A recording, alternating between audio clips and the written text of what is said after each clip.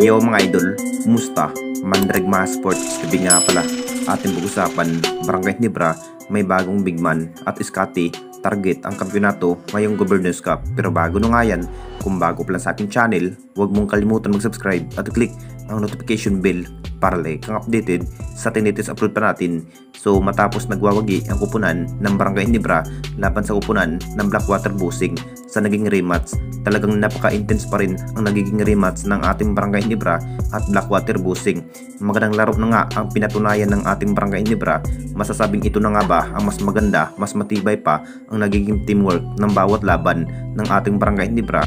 Talagang hindi na rin nagiging bagsak ang bawat performance ng mga bagong player tulad ni RJ Abarrientos na parang kabisado na rin ang bawat role at binibigyan na nga ng mahabang playing time ni Coach Tim sa bawat laban itong si RJ Abarrientos. Magandang laban na rin ang nagiging appearance ng ating Barangay Ginebra dahil alam naman nating lahat mga idol, posibleng isa na rin ang kupunan ng Barangay Ginebra sa maghanap ng bagong bigmang player.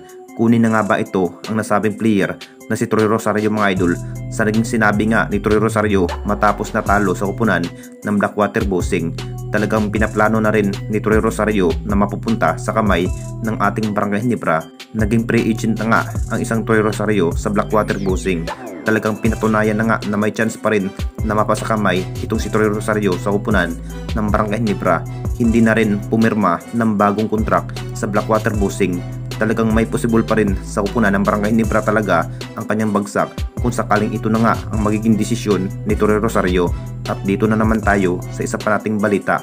Scotty target ang kampyonato ngayong Governors Cup. Alam na nating lahat mga idol, sa naging halimaw performance pa rin ang ipinakita ni itong si Scotty Thompson mga idol laban sa kupunan ng Blackwater Busing. Nakapagtala na nga ito ng triple double sa field mga idol.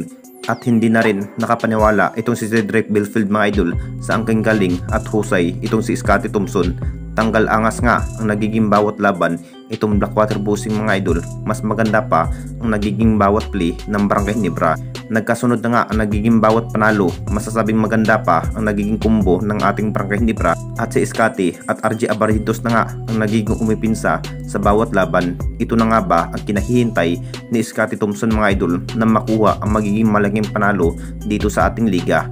Pamplano sana itong si Scotty Thompson mga idol na makuha na nga ang kampyonato dito sa ating liga kung patuloy pa rin ang magpupursige sa buong Barangay Ginebra dahil butas ng karayom pa ang kanilang malalampasan kung sakaling makuha na ang malaking tagumpay dito sa ating liga. At inamin na nga ni Scotty Thompson mga idol na gagawin pa rin ang kanyang best performance para mas mahusay pa ang bawat stamina ng Barangay Ginebra. Anong masasabi ninyo mga idol tungkol sa ating video?